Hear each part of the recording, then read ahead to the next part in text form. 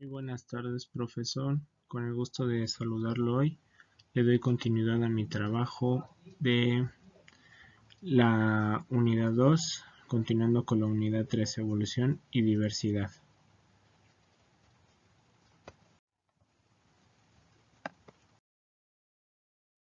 Empezamos con un poco de la marca. Del lado izquierdo, en la columna izquierda, tenemos datos biográficos y en la parte derecha los postulados de su teoría de evolución. Lamarck era alguien francés, tomó una carrera eclesiástica hasta los 17 años, sirvió de infantería, pero como estaba débil de salud tuvo que dejarlo. Fue discípulo de Bernard y director del Departamento de Animales sin Esqueleto, aunque ya estando ahí lo nombró Departamento de Animales Invertebrados. Ahora, Lamarck, a diferencia de sus predecesores, toda su teoría ya la tiene basada en términos científicos, más que en teología o principios creacionistas. Entonces, tendencia a la complejidad. Lamarck, al observar los fósiles, se dio cuenta de que sus organismos, conforme pasaba el tiempo, se iban acomplejando. Entonces, a mayor tiempo de existencia tenga un organismo, más complejo es ese organismo. Luego, uso y desuso de los órganos.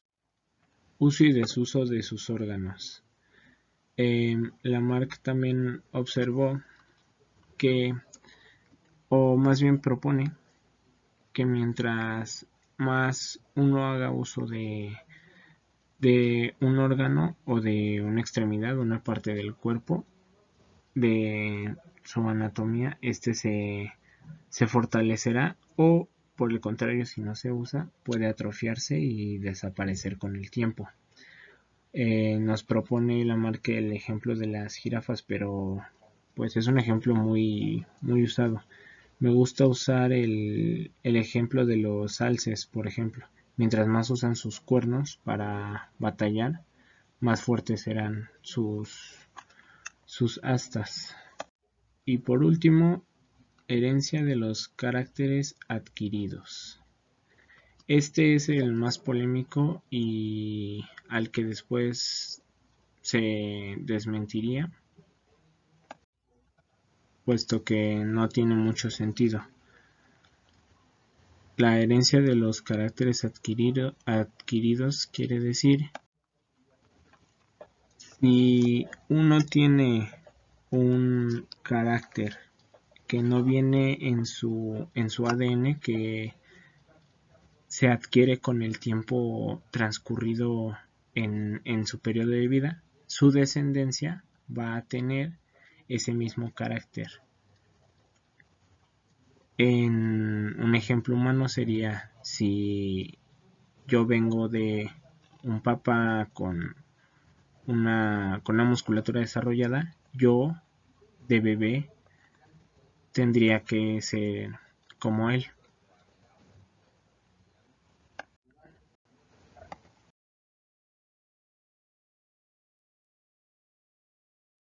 Y ahora pasamos a Darwin. Otra vez del lado izquierdo tenemos datos de su vida y por la derecha tenemos los postulados de su teoría.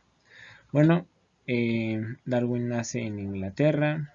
Desde pequeño le gusta la historia natural y se vuelve coleccionista. Va a la Universidad de Edimburgo, aunque después se cambia, donde conoce a John Henslow. Gracias a esta amistad, Darwin se embarca en el Beagle y empieza a viajar por el mundo. Gracias a esos viajes es que nace su teoría, que es superior a la de, o al menos más correcta que la de Lamarck. Pasando a sus postulados. Elevada capacidad reproductiva. Todos los animales no solamente reproducen una sola descendencia, sino que hay varias. entonces la población se masifica y cada una de estas crías, cada una de estas formas de descendencia tienen variabilidad genética, al menos fenotípicamente presentan rasgos diferentes. Después, selección natural. Gracias a esta variabilidad, obviamente fenotípicamente, al presentar rasgos distintos, estos les pueden beneficiar o perjudicar más, dependiendo de en qué situaciones se encuentren. A quienes les perjudiquen menos tendrán más posibilidades de morir, o sea que esas características no se van a reproducir de nuevo. Y las que parezcan ventajosas se seguirán reproduciendo. Después tenemos a Alfred Russel Wallace. Él viajó por todo el mundo, al igual que Darwin, anticipó los descubrimientos de Darwin más o menos de la misma manera, viajando por el mundo. También se le reconoce por ser antropólogo, geólogo y permaneció un tiempo bastante importante en el Amazonas. También se dice que tenía estudios arquitectónicos, pero se le recuerda más por ser quien anticipó a Darwin.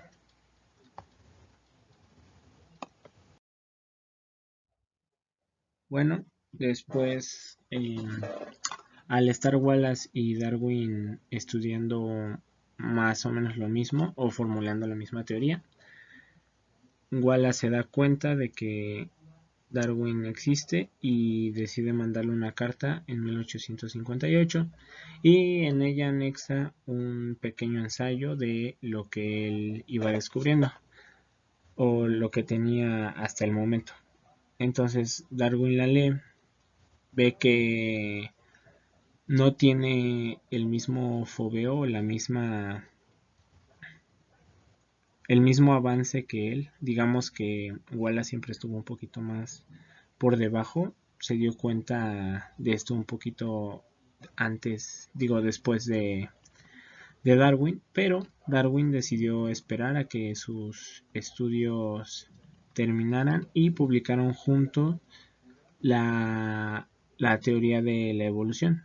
Pero lo que separó a Darwin de Wallace fue que Darwin después publicó en su libro El origen de las especies ya una información más detallada. Entonces por eso cuando se habla de evolución se recuerda a Darwin y poco se habla de Wallace. Teoría sintética de la evolución o neodarwinismo. En la columna de la derecha tenemos a los tres principales creadores de esta teoría y por la izquierda las partes en las que la podemos dividir. Evolución explicada. Veíamos con Darwin que la evolución se da gracias a la selección natural y la selección natural gracias a que los individuos fenotípicamente, a pesar de venir de los mismos progenitores, pueden presentar rasgos distintos, pero Darwin no nos explica por qué. Pues no nos lo explica porque en su tiempo no se había tocado este tema de la genética, no teníamos nada que ver con la genética, pero ahora que tenemos el conocimiento podemos explicarlo un poco mejor. Lo que pasa es que en el cuerpo ocurre algo que se llama la meiosis. Entonces, en la meiosis ocurre este cambio o esta recombinación genética. Así se generan células únicas e irrepetibles que conforman los átomos y los óvulos que podemos llegar a generar por ser seres vivos. Después, enfoque.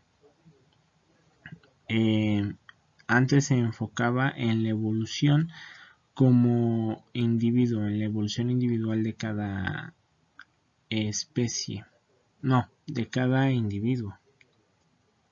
sea, de cada animal. Pero nos damos cuenta que al observar la evolución como especie, tenemos un resultado más óptimo. Entonces la unidad de evolución se vuelve la especie y no el individuo como tal. Ahora, cambios de frecuencia genética. Estas se pueden dar gracias a selección natural, que ya lo vimos, mutaciones, migraciones o deriva genética. Cualquiera de estos nos puede cambiar la frecuencia genética.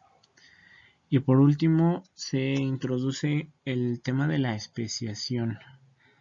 La especiación se da cuando una parte de la población que existe se separa de la otra parte de la población y empiezan a adaptarse al mismo medio de maneras distintas. Para que la especiación se pueda dar, se tiene que separar suficientemente bien de la especie inicial para empezar a combinarse, a recombinarse o reproducirse entre ellos mismos y con el tiempo generar otra especie.